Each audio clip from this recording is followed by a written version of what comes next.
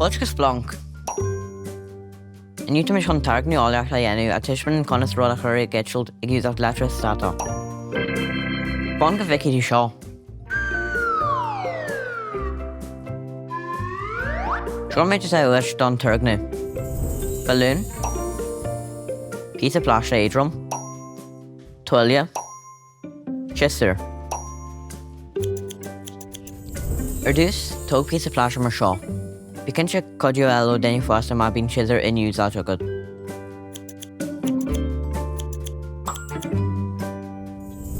Cur sa balloon.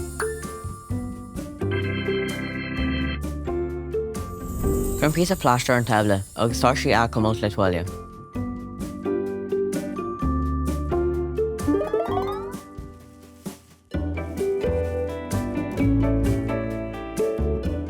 Úsan an TUILLEADH chéine leis an bhalún a cumult.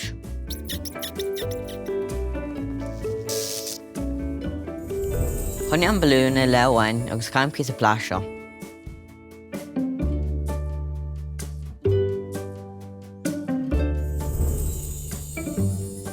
Fé ar i gceisilt.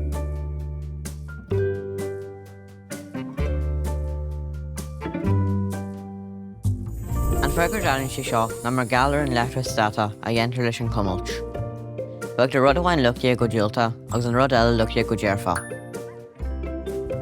Dílann sé sin nuair thuirmid an bhalún agus an plastic in aici chéile go néironn siad a chéile.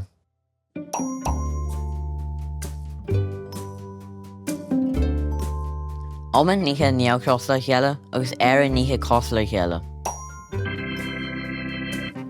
Bhí cinnte tríola bunt as an tagn seo sa bhála, go dhéanann céad uair eile, san go fáil.